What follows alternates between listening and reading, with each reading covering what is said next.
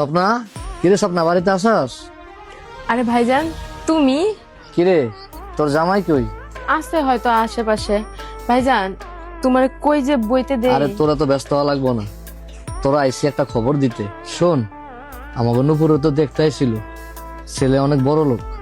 তো কালকে এর ভিতরে সব কথাবার্তা ফাইনাল, বিয়ে কালকে হবে। তো তোর জামাইরে নিয়ে সন্ধ্যার ভিতরে চলে আসিস। আচ্ছা ঠিক আছে।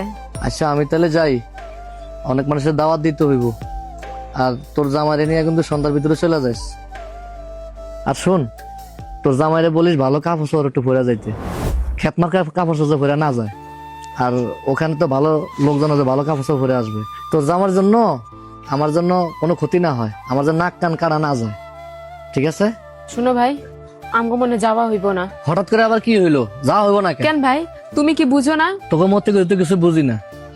এই কইছিস যাবি, অনাবার কথা যাবি না। কেন যাবো না বুঝো না? তুমি এখনই এদিকে দাঁড়ায়া আমার স্বামীর ছোট করে কত কথা কইছো, অসম্মান করছো।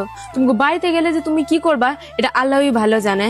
পৃথিবীতে আমার বাবা মার পর আমার স্বামী আমার সবকিছু। যে জায়গা আমার স্বামীর সম্মান নাই, সে জায়গা আমিও নাই। আর শোনো ভাই, যেদিন আমার স্বামীরে তার প্রাপ্য সম্মান দিতে পারবা সেদিন আমগো বাড়িতে আইসো। তা না হইলে তোমার বাড়িতে আমি যাওয়া তো দূরের কথা, তুমি আর আমার বাসায় আইসো না।